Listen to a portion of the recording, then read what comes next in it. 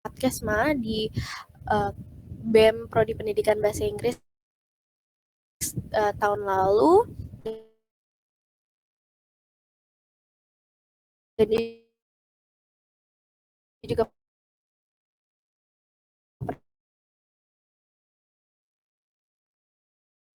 pernah jadi wakil ketua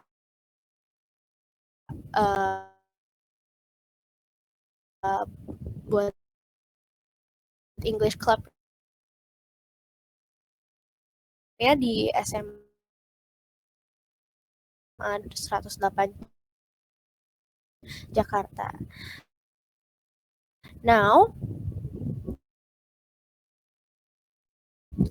without any further ado, karena kita sudah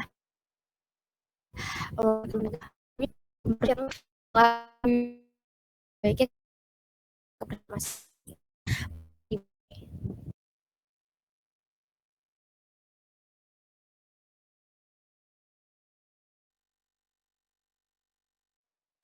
Iya, oke, halo, kedengeran nggak? Kalau kedengeran boleh jempol ke bawah. Kalau nggak kedengeran boleh tepuk tangan. Oke, kedengeran ya, terima kasih. Percakapan, kita hari ini akan membahas essay writing. Aku udah nyiapin PPT, tapi hari ini kita lebih ke praktiknya ya, karena dari keluh kesah masyarakat, itu lebih ke bertanya gimana cara membuat essay yang baik, gitu. Aku nggak bisa jamin esainya bakal baik, tapi kita akan coba untuk improve gitu, terutama di aspek uh, idea buildingnya gitu, sama dari outlining dulu gitu, karena dari outline nanti akan ada drafting dan terakhir itu finishing, ada revisi-revisian, cuma itu urusan assessment gitu. Jadi ya, assalamualaikum warahmatullahi wabarakatuh dan selamat siang semuanya. Aku izin memperkenalkan kembali, nama aku Luka Muhammad Farel, kalian bisa panggil aku Luka. Itu hari ini aku akan menjelaskan tentang penulisan esai atau essay writing. Ya, hari ini akan lebih interaktif, jadi kalau kalian mau on mic boleh, kalau kalian mau ngetik di kolom chat juga boleh. Cuma aku mau jelasin dulu, ini it will take around 10 minutes. Habis itu kita akan membuat esai duniawi itu. Ya, aku akan coba share screen dulu.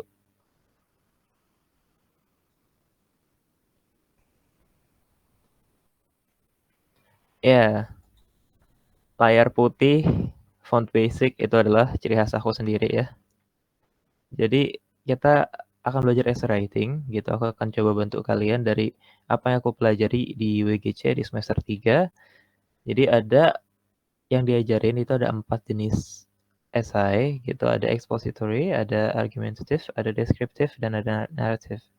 Gitu, 4 essay ini itu nanti akan kita bahas. Dan ini ada juga yang berdasarkan purpose, kayak mungkin untuk personal essay atau mungkin application kalau kalian udah nyoba gitu join organisasi, terutama BEM, itu di BEM kita ada nanti bikin essay gitu, dan itu masuk juga secara struktur tergantung nanti. Cuma untuk purpose-nya, banyak purpose-nya, yang kita bahas adalah essay-essay berdasarkan strukturnya. Ya, pertama kita akan bahas karakteristik dari essay expository itu sendiri. Expository atau expository atau essay eksposisi itu bertujuan untuk memberikan informasi gitu. Dia menjelaskan, mengedukasi. Lalu dia juga berdasarkan data yang artinya banyak citasi dan butuh sumber relevan dan mutakhir. Dan ini karakteristik ketiga, itu yang membedakan dari essay-essay lainnya. Essay expository itu impartial. Tuh, dia tidak mengambil sisi di antara gitu ya, hal buruk dan hal baik gitu ya. Di antara buruk dan baiknya ini kan spektrum ya. Kita ambil ya udah keseluruhannya. Itu ada buruk, ada baik, berarti kita ngomongin dampak. Makanya kalau kalian ngelihat di Google Scholar gitu ya, mungkin bukan essay expository tapi penelitian, itu kan dia juga impartial. Itu dia nggak nulis judulnya gitu kayak dampak buruk dari bermain game, tapi lebih ke dampak gitu ya, bermain game terhadap perkembangan anak gitu. Dia tidak berpihak, dia impartial. Dan yang terakhir ini yang paling gampang ya, expository essay itu adalah tesisnya. Tesisnya itu berisi informasi yang nantinya akan dia elaborasi lebih lanjut gitu. Nah, untuk strukturnya, aku yakin kalian udah pernah dikasih ini sama dosennya, kalau dosennya sama gitu. Ya,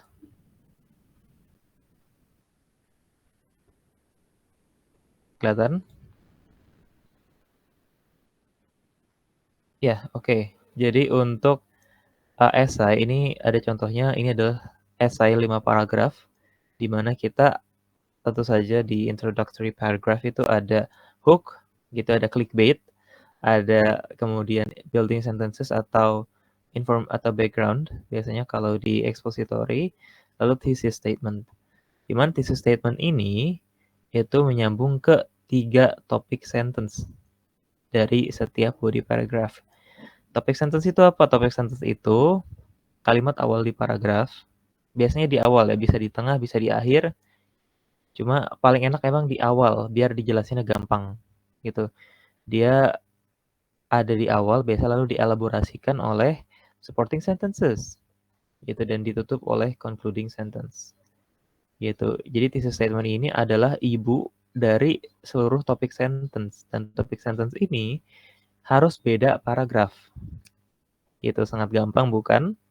Ya, nah dari ketiga body tersebut, dari ketiga topik sentence juga, itu nanti akan di summary di concluding paragraph gitu ya. Dimana setelah tesisnya kita ulang, kita summary, kita reka ulang apa aja sih yang kita udah bahas dan tentu saja ditutup dengan final thought. Menurut aku untuk penulisan essay expository menggunakan struktur ini itu yang paling gampang. Dengan gambaran ini kita kebayang bahwa thesis statement itu harus membahas 3 gitu ya, harus bersenggolan, harus menyentuh 3 topik sentence yang nantinya akan kita bawakan gitu. Dan topik sentence in turn pasti akan nyambung ke thesis statement. Begitu. Lalu kita kembali ke PPT tadi. Selanjutnya itu esai argumentatif. Gitu, di mana esai argumentatif ini karakteristiknya itu dia pertama dari tujuannya itu adalah mengajak gitu ya, mempersuasi, mengubah persepsi publik dan tentunya berargumen. Tentunya berargumen gitu karena ya namanya juga argumentatif gitu, dia akan menyampaikan argumentasi. Lalu esai argumentatif ini tuh juga pakai data gitu, beda. Tapi bedanya sama expository tadi, argumentatif ini itu nanti datanya dikaitkan ke argumen gitu. Dan untuk thesis statement-nya itu adalah argumen utama yang akan dia juarakan gitu. Nah, esai argumentatif ini secara struktur sangat menarik karena ada 2 jenis biasanya yang dipakai untuk esai argumentatif. Gitu, di mana yang pertama itu secara body, itu tiap paragraf ada argument, counter argument, sama rebuttal. Atau yang bentuknya B, itu dia paragraf body paragraf 1, 2 itu isinya argumen, lalu body paragraf ketiga sebelum penutup itu counter argument dan rebuttal. Contohnya, ya, ini adalah Google Docs. Ya, BTW kalau nggak kelihatan boleh banget langsung disanggah ngobrol karena aku nggak bisa buka Google Meet-nya. Ya, jadi untuk tes argumentatif yang A yang aku bilang, tiap paragraf, tiap body paragraph itu ada yang merah ini argumen, yang kuning ini counter argument, yang hijau ini rebuttal. Atau kita berargumen, terus mereka bilang, lah tapi kan enggak. Terus kalian rebuttal ini adalah, oh enggak gitu. Jadi saling berlawanan lah. Dan ini yang ungu ini mungkin ungu ya, karena aku naruhnya ungu. Ini adalah concluding, karena kenapa aku saranin pakai concluding sentence, karena dari tiap paragraf itu panjang bahasannya. Jadi emang lebih baik ada concluding sentence biar kalian nanti bikin di conclusion-nya juga gampang. Itu karena kalian udah ada semacam outline lah. Apa aja sih yang udah dibahas dari tiap paragraf dan kalian gak harus ngebaca ulang lagi paragraf kalian. Begitu. Ini untuk contoh pertama, sama semuanya. Ini argumen, counter argumen, rebuttal, concluding gitu. Nah, yang merah-merah itu semuanya argumen gitu. Di sini adalah thesis. Sama seperti di awal tadi. Begitu untuk yang A.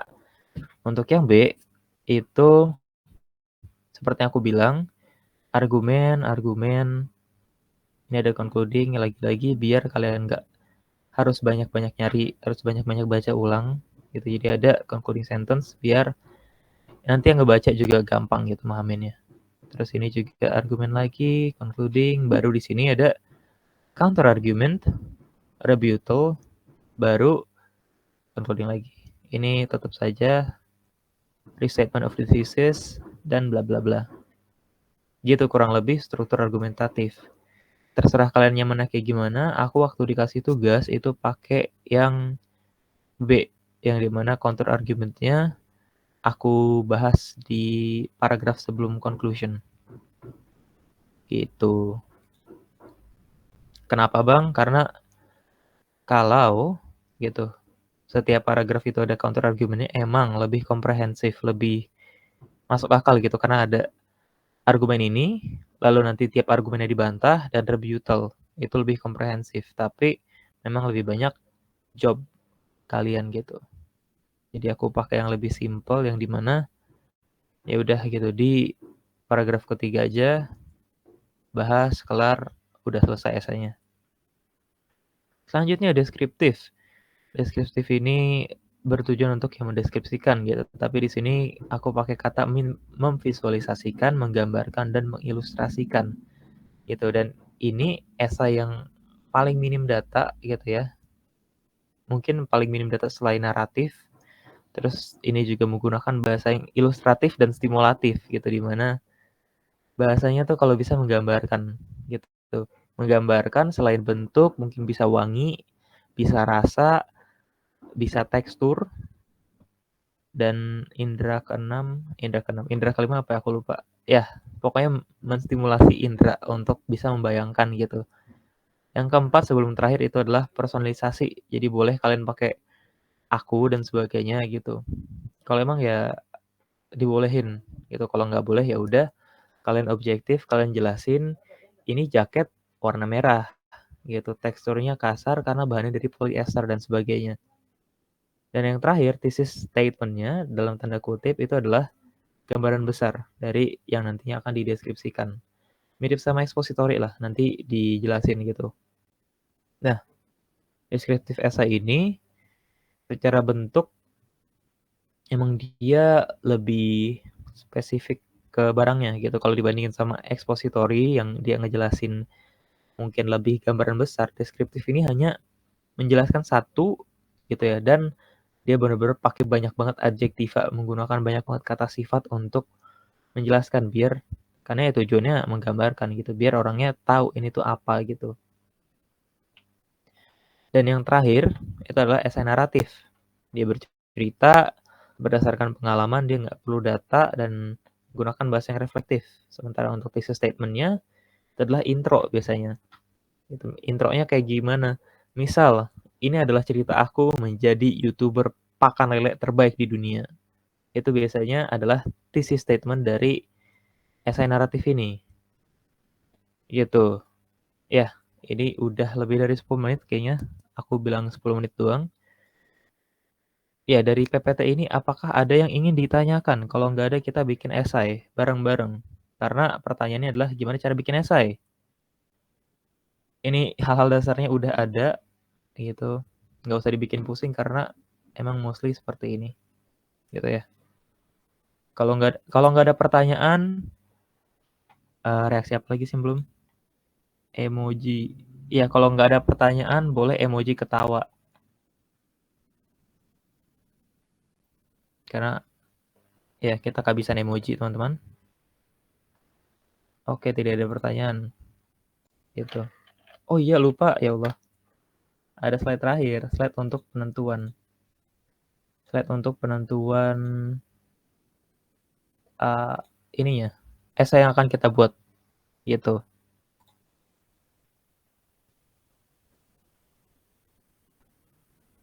Ya, aku mau kita kelihatan nggak ya? Ya, kelihatan. Aku mau di kolom chat itu kita pertama tentuin jenis. Jenisnya mau expo, mau argumentatif, deskriptif, atau naratif.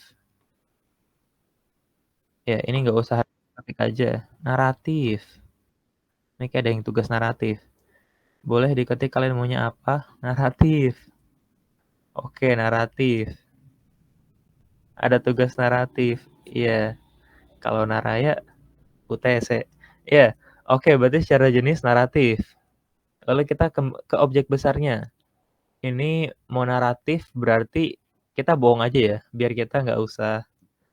Ini kita ibaratkan kita cerita dari perspektif seseorang, yang seseorang ini kita buat lah. Ini orang ceritanya dia ngalamin apa. Siapa tahu dia kena kasus dan sebagainya. Ya, kita objek besarnya dia mau cerita soal apa? Cerita percintaan, cerita kehidupan, cerita pencapaian, atau apa? Ayo objek besarnya.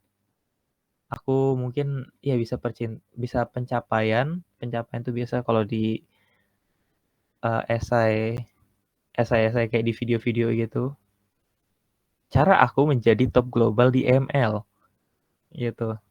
Jadi bisa pencapaian, bisa mungkin cerita kejadian yang mengubah hidup, atau bisa aja percintaan.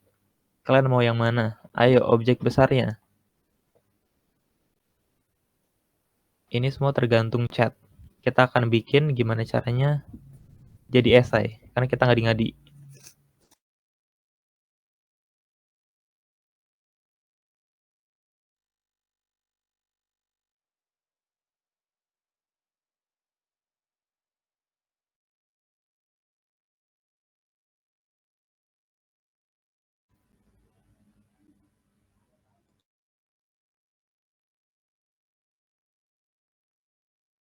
Ya, oke. Secara naratif ini mau objek besarnya seperti apa? Apakah mau pencapaian?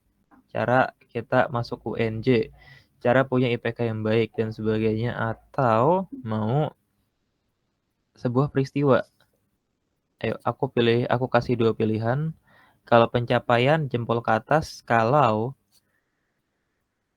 aku lupa lagi. Pencapaian atau kejadian, peristiwa berarti peristiwa jempol ke bawah. Ayo voting. Kita demokrasi. Cerita canon events, menarik. Cerita objek sedang. Ini mau yang kita semua, ini kan berarti kita semua harus tahu ya, biar kita bisa bikin bareng-bareng. Objek sedang, ini mau orangnya mahasiswa UNJ atau maba? Mahasiswa aktif atau maba? Ayo, mahasiswa aktif atau maba? Ini karena kejadian nih. Kejadian bisa kedua. Karena kalau dosen kita nggak relate sepertinya ya. Rektor, jangan dong. Maba aja biar nostalgia. Oke, itu objek sedangnya. Objek-objek kecilnya. Hmm, bentar sebelum objek kecil. Selain maba, aku butuh suatu proker. Apakah ini terjadi di proker atau di awal perkuliahan? Ayo, awal proker atau awal perkuliahan? Awal perkuliahan kelas Pak Darya. Aduh, awal perkuliahan. Oke, objek kecilnya berarti kelas Pak Darya ya. Di kelas Pak Darya ada apa? Di kelas Pak Darya ada apa? Ntar aku ketik dulu deh.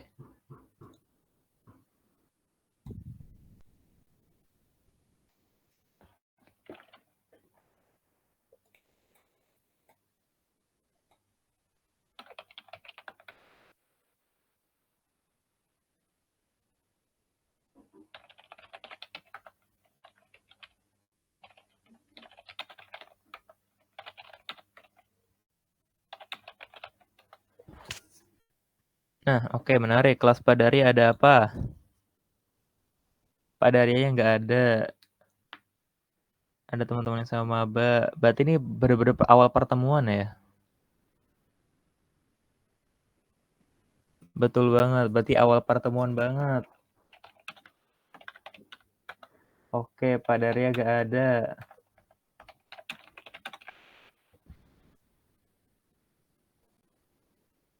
Oke, apalagi? Sebentar ya.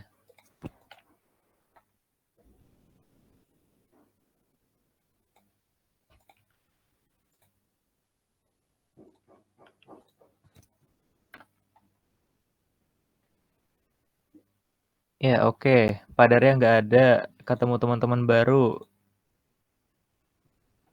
Group work. Ada tugas. Buset dah.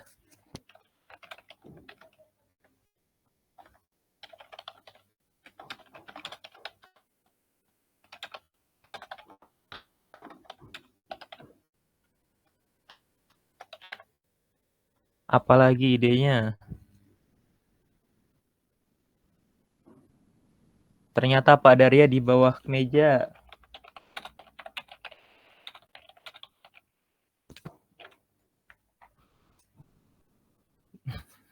Kita butuh sebuah moral ini. Moralnya apa? Ini dari yang aku tangkap ini nggak ada moral ini cerita. Ya, BTW untuk naratif itu biasanya untuk tesisnya adalah nilai yang bisa dipetik. Cuma ini dipetiknya apa ya? Ya bismillah lah ya. Oke, kita mulai dari outline.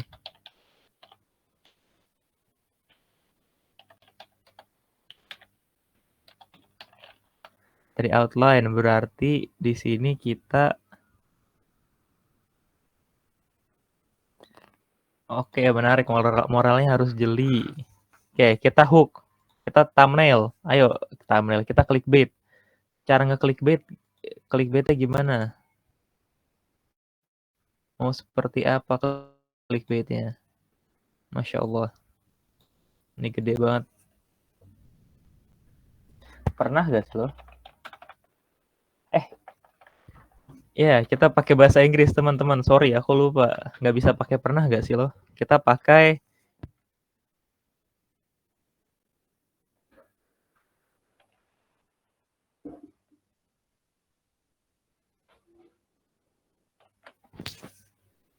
kita pakai clickbait aja dulu lah. Tulisnya clickbait.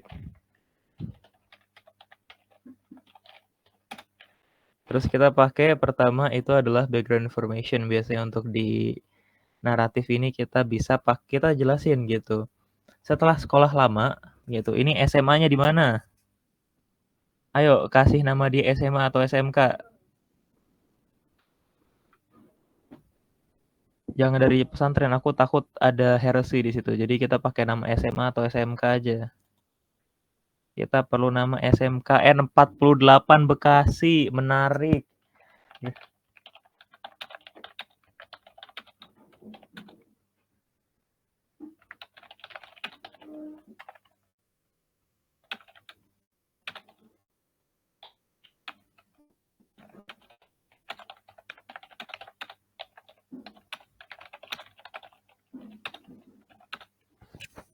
Oke, kita pertama ngata-ngatain sekolahnya. Menarik. Terus kita jelasin gimana caranya masuk UNJ. Masuk UNJ. Kalau ide masih general, kita pakai caps lock aja gue. Biar kita nggak pusing. Gitu. Lalu masuk UNJ. Dari masuk UNJ, sebelum masuk UNJ, kita UTBK. UTBK, masuk UNJ. UNJ, enroll di kelas. Backgroundnya apa lagi? Dapatnya Pak Darya.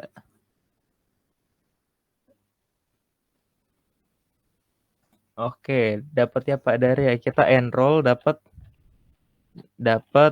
Pak Darya kelasnya apa? Introduction to makan bakso atau apa? Ayo berikan aku nama course. Introduction to makan bakso.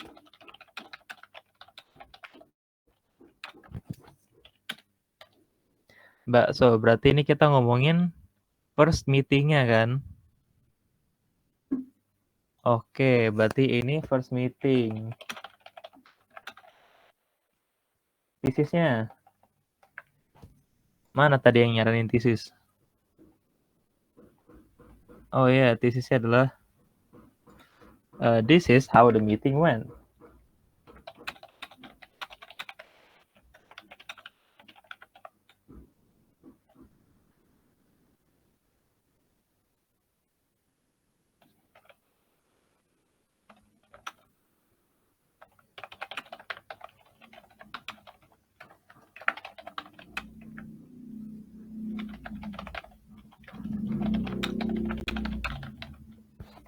Ya, ini tesis. Oke, gimana? Cukupkah tesisnya? Apakah cukup menarik tesisnya? Karena ini kita storytelling ya gue. Jadi harus menarik. Itu poin utama dari storytelling. Harus kohesif, harus koheren, dan yang paling penting itu menarik. Oke, kita jadinya iya, karena Pak Darya ternyata muncul dari bawah nggak ada kepala. Itu bisa nanti kita masukin ke plot twist gitu. Plot twistnya ada di mana? Di ujung. Iya, kita pertama adalah ruined life dulu. Gitu. Di sini kita menjelaskan dari malam atau paginya. Itu karena ini kita singkat saja 500 kata kemungkinan. Kita dari malam atau pagi persiapan ceritanya nih. Atau dari ngisi KRS. Ngisi KRS kayak kejauhan deh.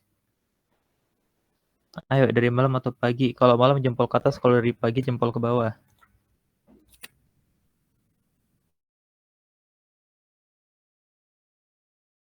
Dari malam. Kelas padarnya jam berapa? Oke, ini malam, pagi, siang, twist. Nggak apa-apa. Ya, tipis-tipis aja. Kita nggak ada hate speech. Ini semua hanya kebetulan belaka karena ini adalah fiktif. Ya, kita nanti berikan sedikit introduction kayak di sinetron gitu ya. Kesamaan karakter hanyalah fiktif semata. Ya, oke. Kita ini mulai dari malam gitu. Kita malam bahas apa? Kita bahas persiapan. Malam itu bahas persiapan. Bahas persiapan, bahas apa? Ekspektasi.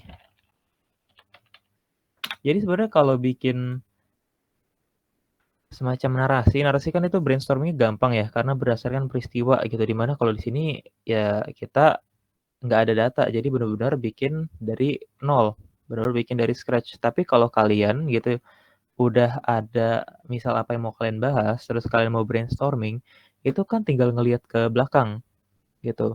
Ngelihat ke belakang maksudnya kita refleksi apa sih yang terjadi gitu.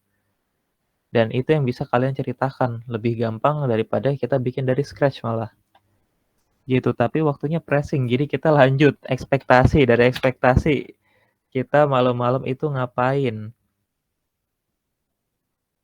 Persiapan ekspektasi. Terus usaha tidur malam, usaha tidur cepat.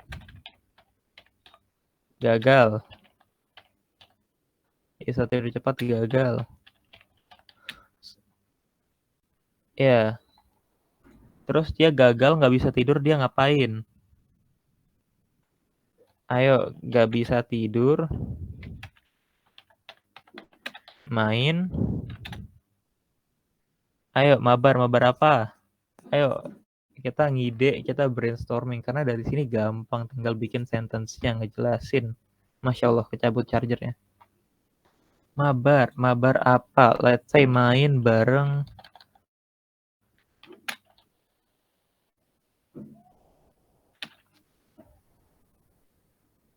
Mabar apa yang seru ya malam-malam? Kita main Minecraft deh. MCPE, mancing. Dari mancing kita kebetulan ketemu teman.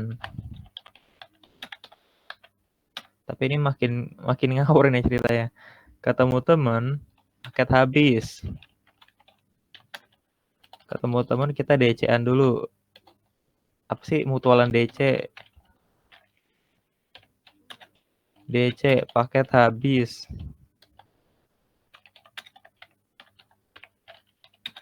Tidur. Nah, tujuan tidurnya sudah terpenuhi. Dari persiapan hingga tidur. Ya, tidur berarti pagi nyambung dari tidur ini. Kita pagi ngapain? Bangun. Bangun. Gitu. Persiapan mandi. Mandi dan dress code. Persiapan mandi terus dress code, ambil tas. Tasnya rusak. Akhirnya bawa ngide pakai kresek. Nah, dia bawa barang-barang pakai kresek. Dari situ ada hikmah. Hikmah tuh, ada hikmah bahwa ada yang ketinggalan, ada yang hampir ketinggalan.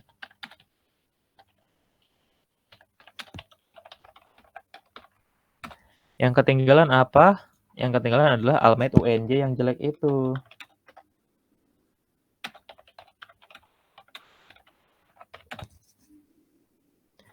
Ya, terus dari situ dia berangkat.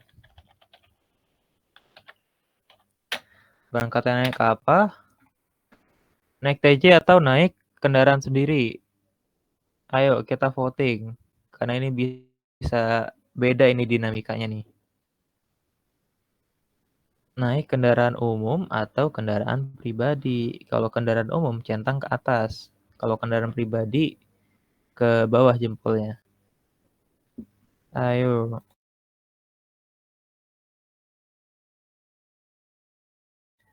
Naik KRL masuk sela-sela peron, menarik.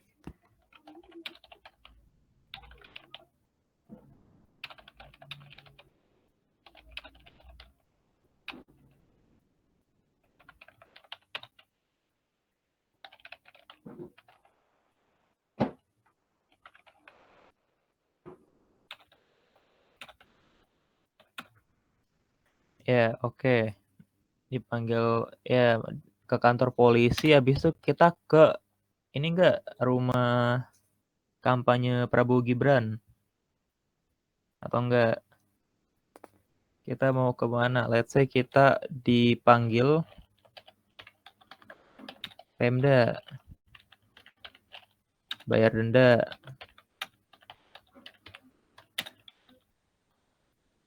Naik ojol ke kampus. Siang sampai kampus, kita perlu kohesi. Kohesinya di mana dari kita nyampe kampus, berarti paragraf selanjutnya bahas kampus. Ini temanya per waktu, makanya nggak apa-apa banyak kejadian yang sekiranya random, tapi masih nyambung. Karena disambungin oleh temanya, tema dari paragraf ini adalah waktu. Gitu, seperti tadi yang aku jelasin di expository essay, bahwa kalimat pertama itu nyambung ke thesis statement. Gitu, atau di sini yang nggak nyambung, tapi lebih ke ada temanya gitu. Temanya apa? Temanya waktu. Nah, di siang, itu dia nyampe kampus.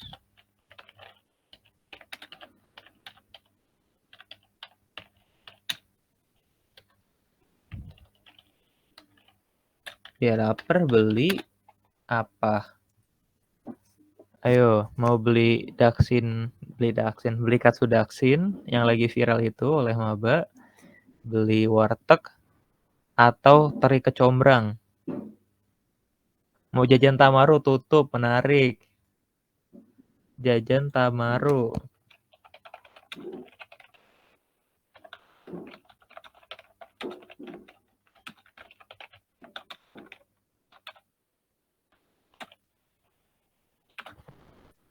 Ya, ditawarin danusan, habis itu Dia kemana nih?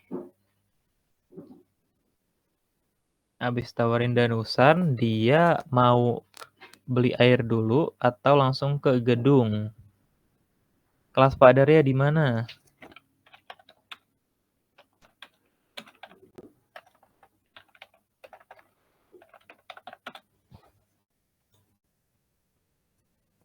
Kelas Pak Darya di ruang mana? Ayo, apakah di M ataukah di FIS atau di kantin biru? Kita ngide aja. Kelas Pak Darya di mana? Apakah di M, apakah di GDS, apakah di GRK? Aku nggak tahu. Di GDS, lantai berapa?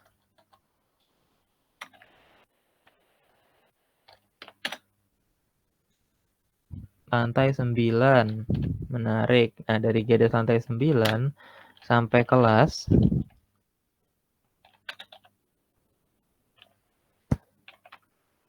Sampai kelas dosennya datang. Tapi perempuan. Ternyata masuk kelas Arab.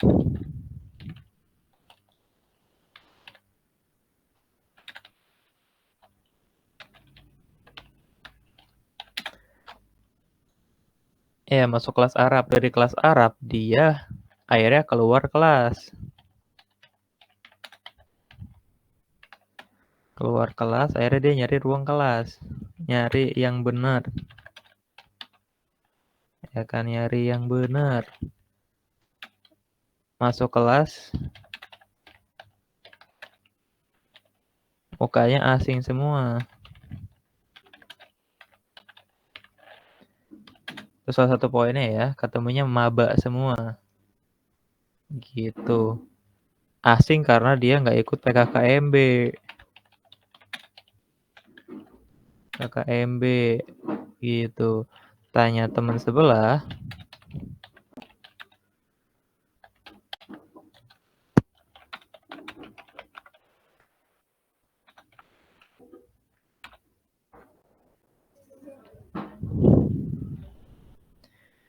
padarnya nggak ada.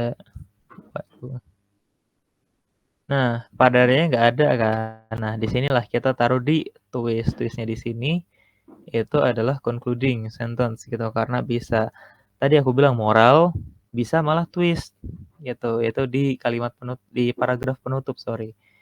Bisa ya, bisa moral, bisa twist. Di sini kita pakai twist. Twist. Twistnya adalah setelah ngecek sepatu masing-masing,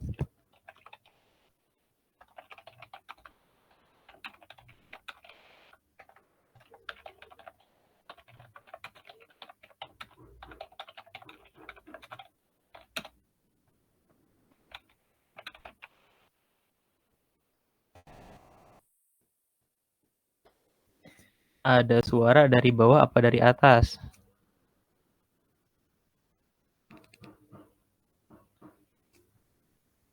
Karena kita perlu suspense sebelum ada jump scare.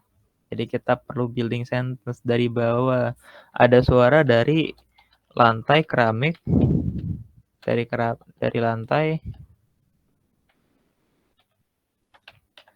yang ketumpahan.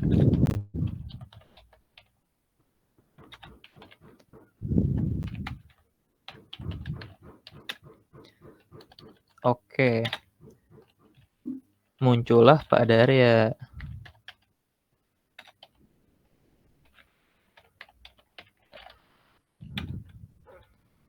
Ya.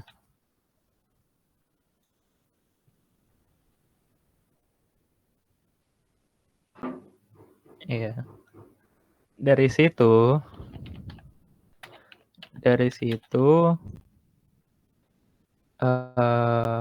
Uni Live itu mengecewakan.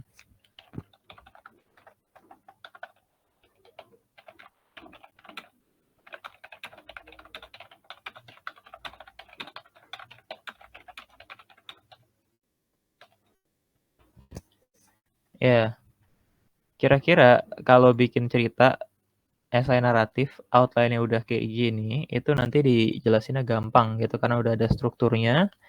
Masih ini juga strukturnya linear ya, bukan seperti cerita-cerita yang mungkin dia balik lagi ke startnya. Ini ceritanya linear, mudah dipahami, dan pesannya tersampaikan gitu. Bahwa ini kan pesannya adalah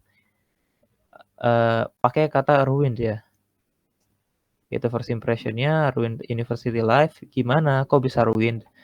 Ruined-nya adalah karena first impression-nya itu sangat baik gitu.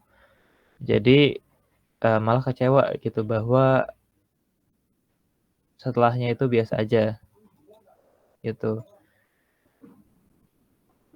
Ya, atau di sini bisa diganti tesisnya malah jadi the first day of uni bla bla bla bla karena ini lebih bahas ke first day-nya itu sendiri. Itu bisa nanti kalian adjust gitu kalau emang kalian bikin sebuah cerita gitu. Emang paling penting itu outline dulu. Bikin cerita gimana cerita itu kohesif. Cerita itu nyambung gitu dan gimana cerita itu koheren. Koheren itu adalah jelas. Mana cerita itu mudah dipahami gitu, nggak terlalu banyak complex sentences gitu. Nggak masalah pakai complex sentences, tapi kalau bisa jangan terlalu banyak dan jangan pakai yang ambigu gitu. Ya, ini kita jadinya bikinnya cuma bisa outline karena waktunya kayaknya nggak cukup untuk bikin esai beneran. Kalau kita lihat ini dari outline udah ada beberapa kata.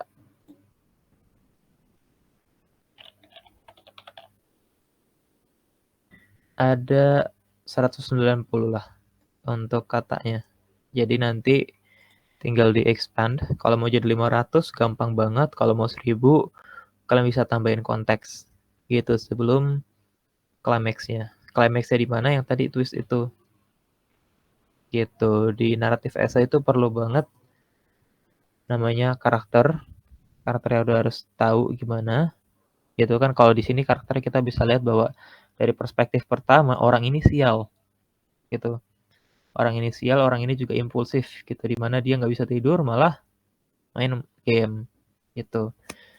Nanti itu perlu kalian set biar jelas gitu, terutama di esai-esai yang lebih panjang ya, yang konteksnya itu bakal berkelanjutan gitu, bukan hanya sekali muncul terus udah bubar gitu. Kalian juga harus, tadi aku bilang plotnya kohesif, secara tema juga jelas temanya itu apa. Ini kan temanya komedi, jadi ceritanya seperti ini. Ini kita tidak ada niat untuk menjelek-jelekan siapapun karena ini temanya komedi gitu ya. Begitu.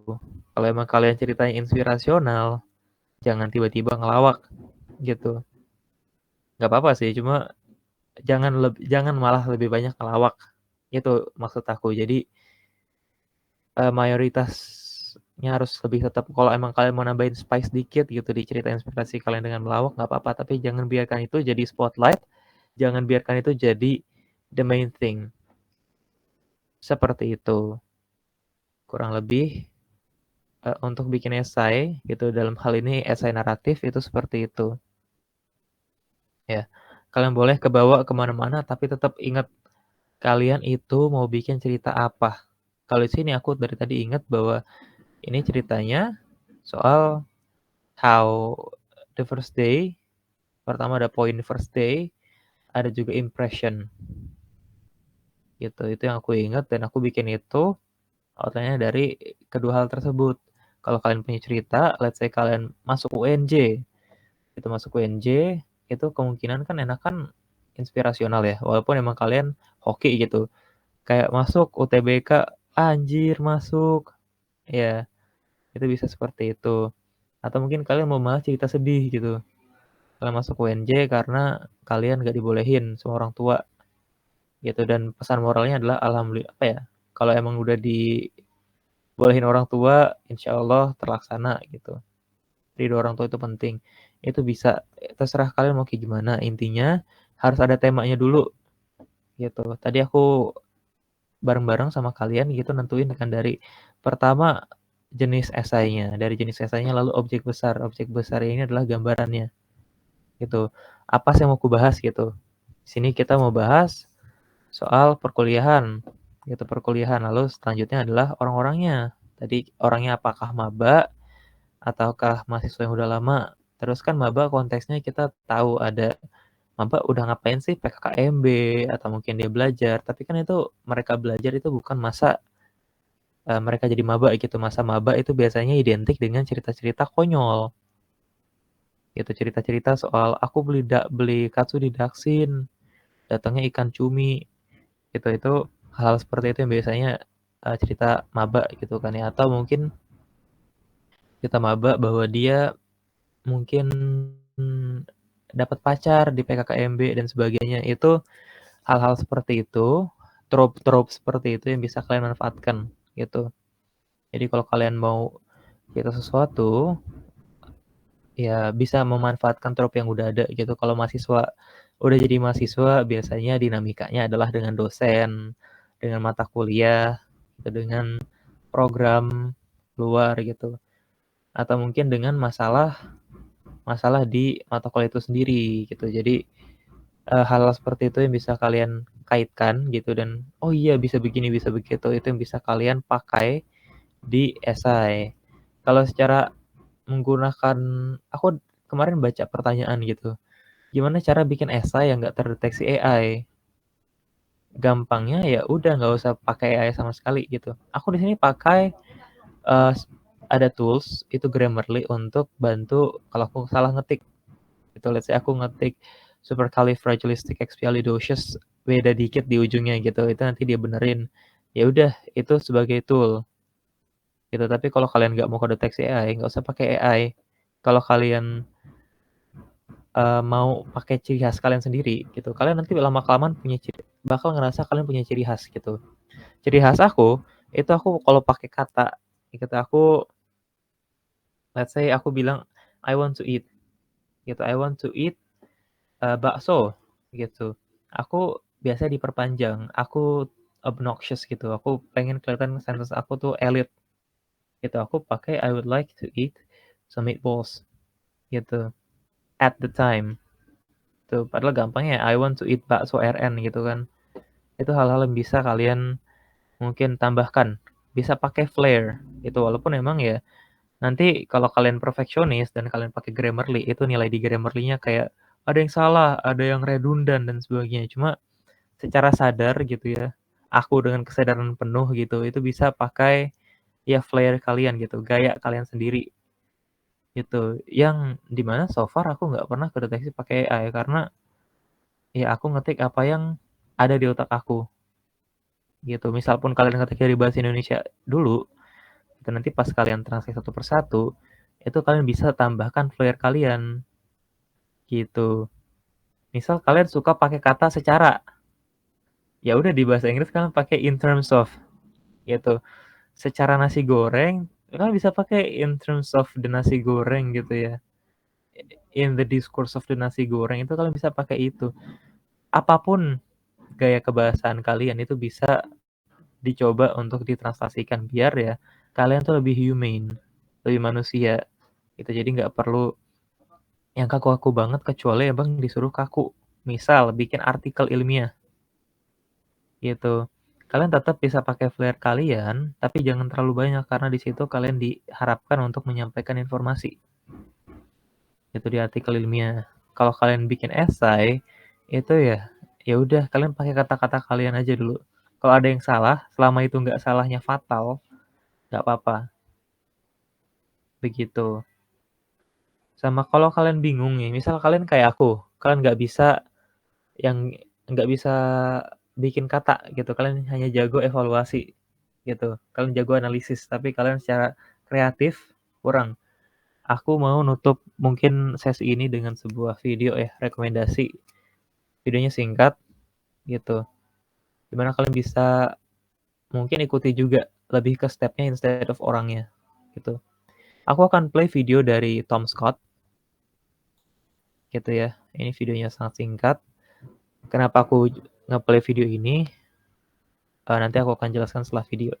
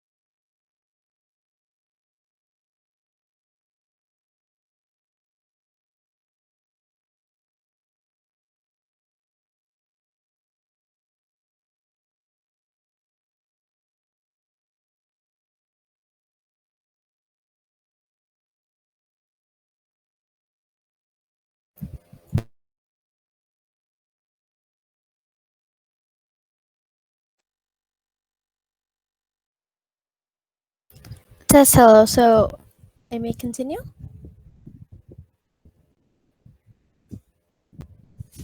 Hello?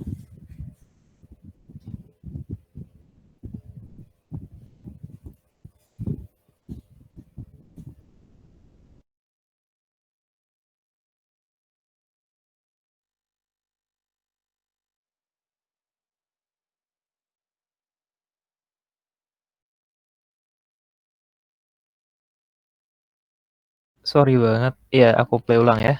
Ini 3 menit, insyaallah cukup. We don't speak to everyone in our lives in the exact same way. We speak to our bosses, to customers, and to strangers quite formally, and we speak to our friends and family more casually. We convey different aspects of ourselves through our speech, and so we change our way of speaking depending on the identity that we're trying to project. We do it, for the most part, unconsciously, and through history, getting it wrong could result in anything from slight awkwardness to death, depending on how badly you misjudged your speech and exactly who you were talking to at the time. What we say and how we say it matters, but registers aren't just for spoken language, they apply to the written word too. Now, there are people who believe all writing on the internet should follow the same standards as a business email. But chatting to a friend is very different to emailing your boss, and the way we write reflects that. Our online voice can have a wide variety of tones, and especially for folks who grew up with the internet, the need to convey tone means that there are fairly well agreed upon conventions. In standard written English, capital letters don't convey much actual information. They just show proper nouns and the beginning of sentences. And while that might make a paragraph easier to read, we don't flag those up at all when we speak. It's not necessary. So in informal conversations, those that feel like speaking, we don't need capital letters. But that means online communities could use capitals to convey something else that does appear in conversation. Tone. So all caps became shouting. Side note, put that text in a speech bubble and a hand-lettered font, and suddenly it's not shouting, it's just how comic books look. Context matters. Anyway, if all caps are shouting, lowercase is calm, normal conversation. Remove the punctuation, and you get this sort of aloof, don't really care tone that works well for deadpan humor and irony. Some people think all lowercase is lazy, but it often takes work on the part of those typing. Most smartphones auto-correct it. They capitalize proper nouns in the beginning of sentences for you. Turning that off, or more likely going back and undoing that capitalization, takes effort, and that shows that it's actually meaningful and not just lazy. In fact, the rise of deliberate lowercasing for stylistic effect coincides with the rise of auto-capitalization on smartphones. And on the other hand, people will sometimes capitalize the first letter of words for effect. That happened way before the internet. Winnie the Pooh's author A.A. Milne used that a long, long time ago, and fairly often in a way that seems quite relatable today. We can repeat characters to convey prosody, rhythm and sound through text. We can repeat exclamation marks for more emphasis. We can use question marks, not for questions, but for a rising tone that means we might be unsure about something, or that we want to hedge our bets about what we're suggesting, maybe. And reversing that, rhetorical questions can be marked by phrasing them as a question, but not having a question mark, to show that there is no rising tone. And then there's the period, or the full stop in British English. Periods show falling tone, which is pronounced at the end of serious sentences, which is why so many people perceive the period as a marker of being very serious or angry. There's a difference between okay and okay, which is fine when everyone understands that tone. One of the most extreme examples is on Tumblr, where commas instead of periods and deliberate misspellings end up with cry typing, which, depending on who you talk to, is either a way to show emotional distress or a way to sarcastically show emotional distress. The conventions change fairly quickly. Now we don't have to laboriously type out text messages on old keypads. See you later doesn't appear anymore. There is no single correct way to write. There are standards and conventions and registers for different use, and all the varieties of internet speak are just other registers. They're different, sure, but they are consistent, and they're understood by those who use them. Just maybe don't cry type to your boss. If you've ever wondered why you get ominous, passive-aggressive ellipses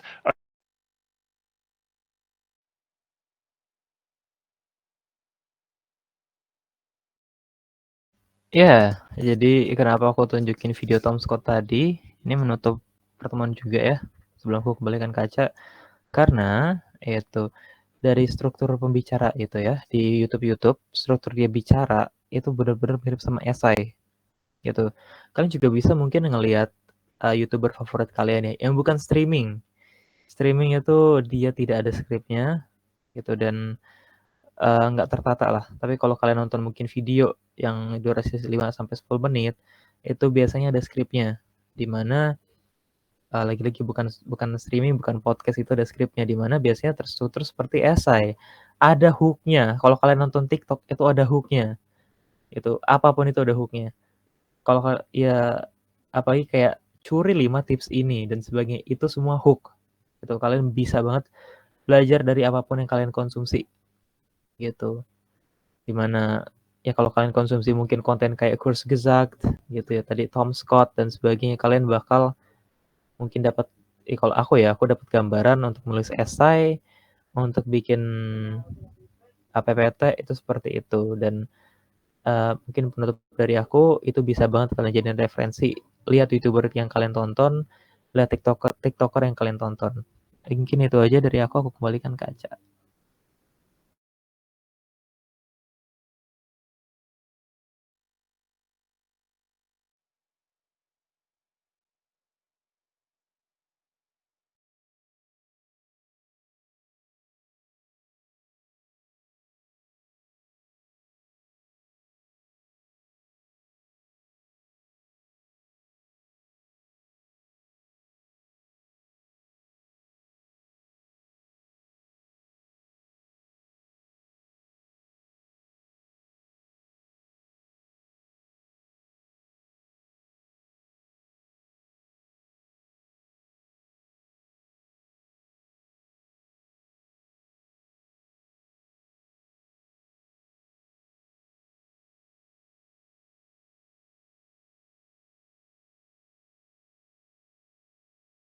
Nah,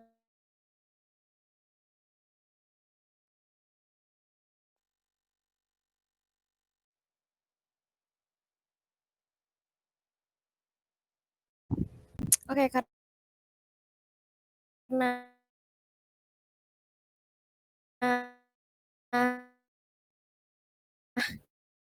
kita ini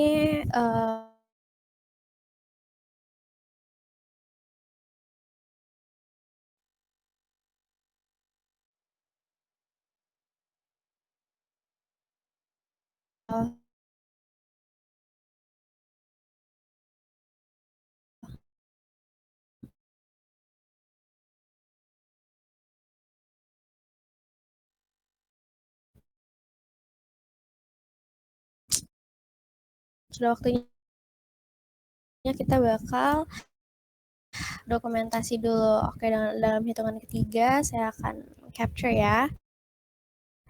Oke, 1,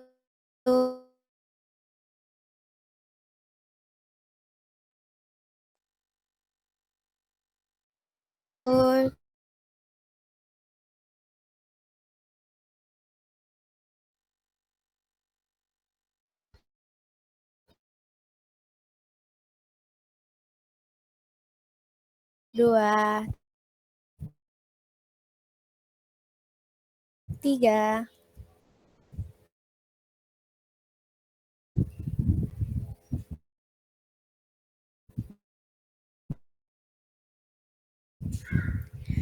Oke,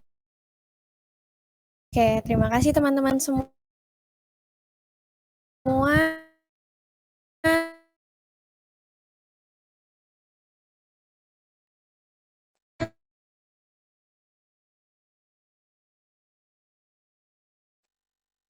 Sebelumnya